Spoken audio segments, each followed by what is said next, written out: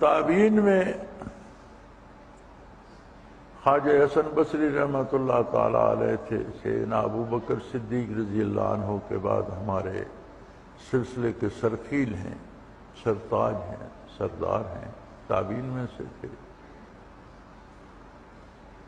پھر ان کے بعد اس سلسلے کے بھی کتنے عظیم لوگ گزرے، باقی سلاسل کے کتنے اولیاء اللہ گزرے، کتنے کتنے نامور لوگ گزرے۔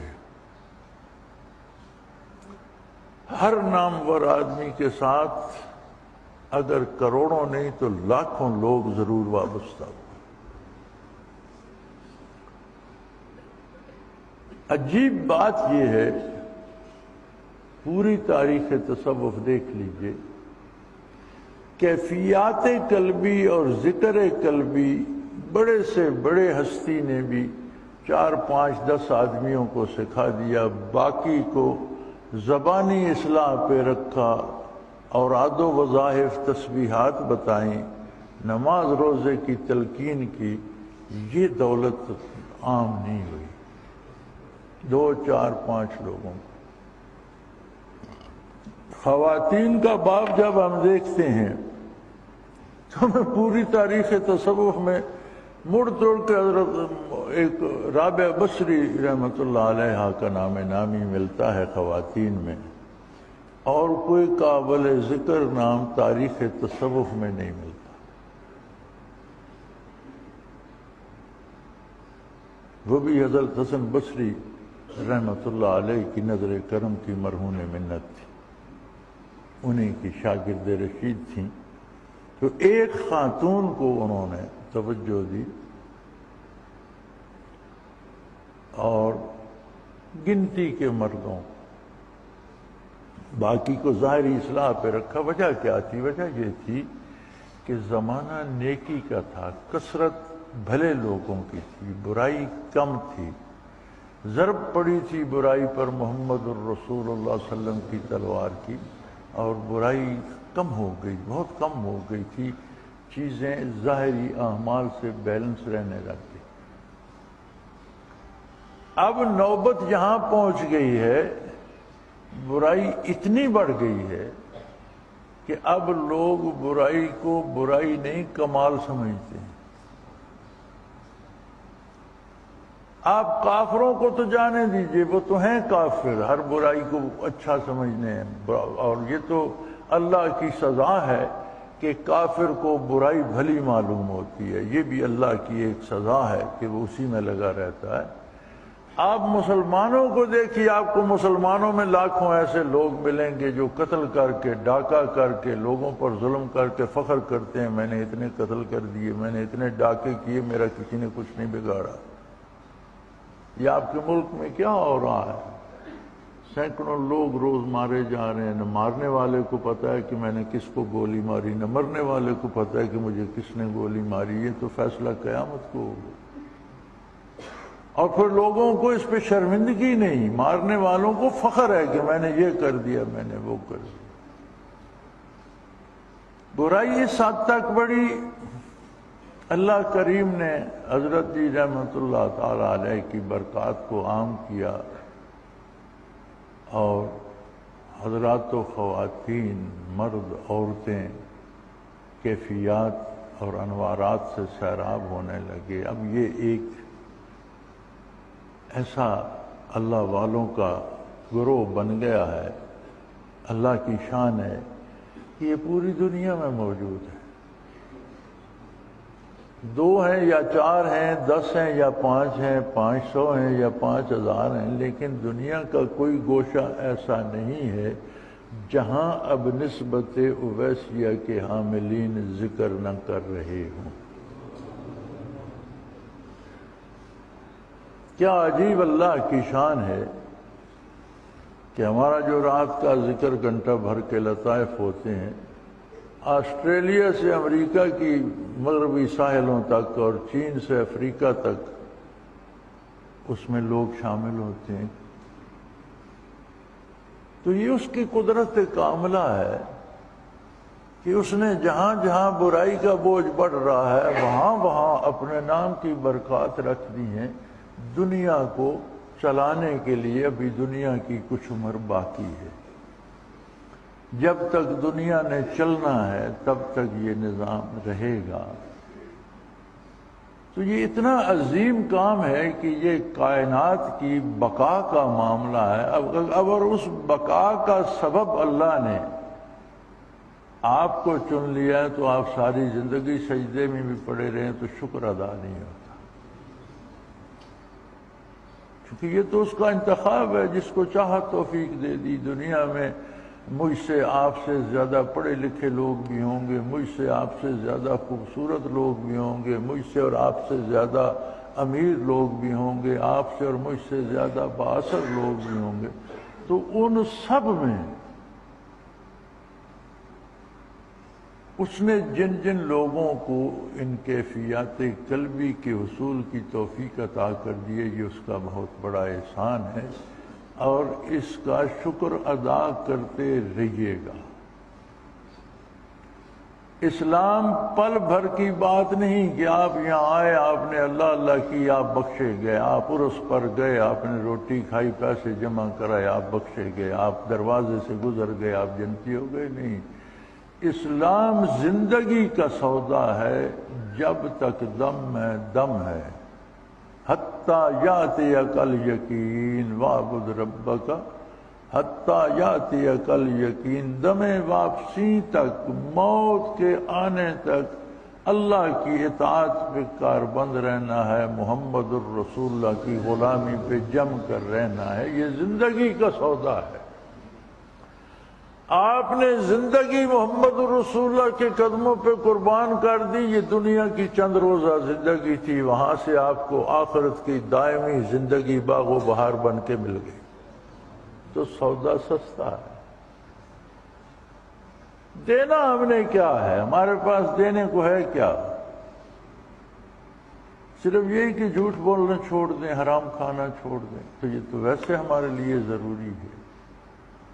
ہم نے کسی پر احسان تو نہیں کیا. اپنی بقا کے لیے، جس طرح جسم کی بقا کے لیے پرہیز ضروری ہے اور جو چیزیں جسم کو راس نہیں آتی وہ چھوڑ دی جاتی ہیں، روح کی حیات کے لیے بھی گناہ سے پرہیز ضروری ہے. یہ تو ہماری مجبوری ہے، ہماری ضرورت ہے.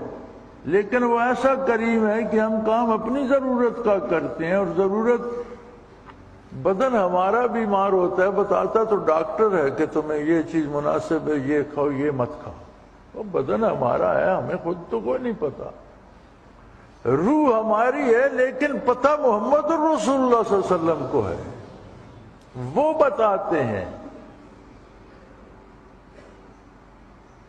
دوسری بات میں یہ عرض کرنا چاہوں گا کہ آپ نے دیکھا ٹیلی ویژن پر، اخباروں میں، موبائل پر جو جس بندے کا شعبہ ہے اس کی تشہیر کیے جا رہا ہے.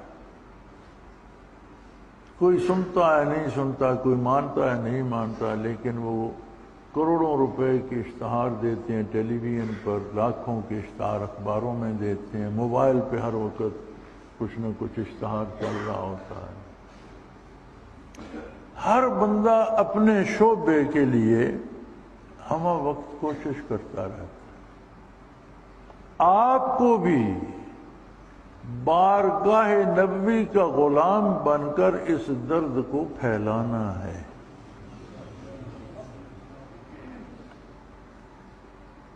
مولانا تھانوی رحمۃ اللہ علیہ سے کسی نے ان پر طعن کیا، یہ تھانوی صاحب لوگوں کو خراب کر رہے ہیں. وہ بھی ذکر اذکار بھی سکھاتے تھے، صاحب سلسلہ بھی تھے. یہ لوگوں کو خراب بھی کر رہے ہیں. تو وہ جہاں تشریف کسی نے آ کر بتایا کہ یہ فلاں بندہ کہہ رہا تھا کہ تھانوی صاحب لوگوں کو خراب کر رہے ہیں، تو انہوں نے ہنس کے فرمایا کسی نے ہمیں بھی خراب کیا تھا. جب ہمیں کسی نے خراب کیا تو ہم بھی لوگوں کو خراب کریں گے. اگر آپ کو خراب لگتا ہے تو خراب ہی صحیح، لیکن کسی نے ہمیں بھی یہ کیفیات دی تھیں، جب تک ہمارا بس چلے گا ہم بھی لوگوں کو دیں.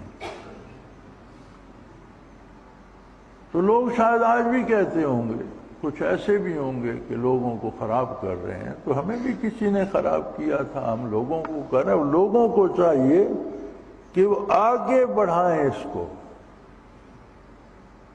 یہ وہ دولت ہے جو بانٹنے سے بڑھتی ہے، دنیا کی دولت جمع کرنے سے بڑھتی ہے، روحانی دولت تقسیم کرنے سے، بانٹنے سے بڑھتی ہے۔ تو کوشش کریں جن سے آپ کو محبت ہے، جن کا آپ بھلا چاہتے ہیں، جن کی آپ بہتری کے طلبگار ہیں، وہ اپنے ہیں یا دوست ہیں، اس کو آگے بڑھائیے۔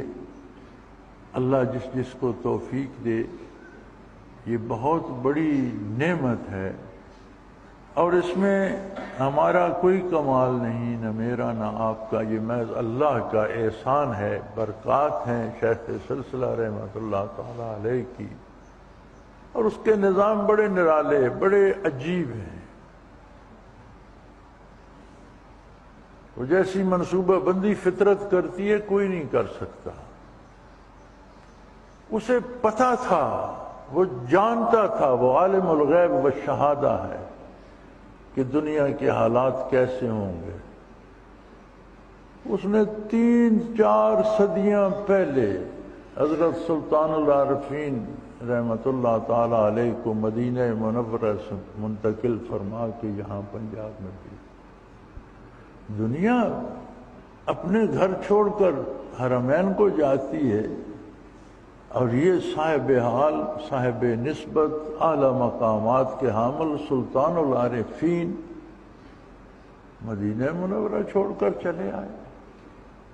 پھر 3 صدیاں بیت گئیں، ایک بزرگ کا مزار ہے، لوگ چڑھاوے چڑھا رہے ہیں، بدعتیں ہو رہی ہیں، یہ ہو رہا ہے۔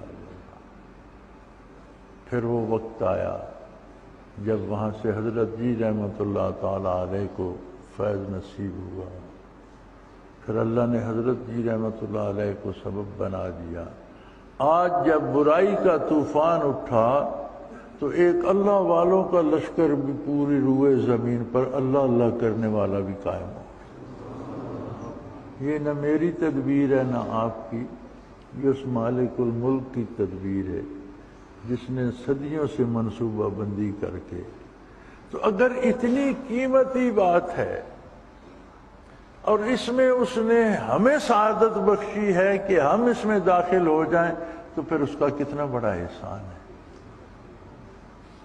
پھر یہ ہمارا کمال تو نہیں، یہ اس کی عطا ہے، اور اس نے ہمیں توفیق بخشی کہ اس عہد فاسق میں اللہ نے ہمیں اپنی انوارات و تجلیات سے روشن سینے اور قلوب عطا کیے، اور برائی کے معاملے میں نیکی کا پلڑا برابر رکھنے کا سبب بنا دیا۔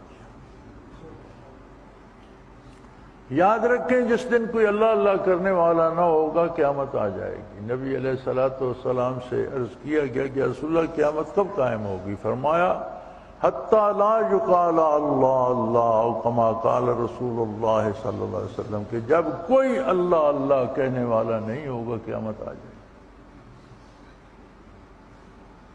تو میرے بھائی، میں کوئی تقریر نہیں کرنا چاہتا، نہ کر رہا ہوں، بات سمجھانا چاہتا ہوں۔ میں چاہتا ہوں کہ آپ اس کی قیمت کو جان لیں، اس کی اہمیت کو سمجھ لیں، اس کی حفاظت فرمائیں، اور اسے عام کریں اور اللہ کے بندوں تک پہنچائیں۔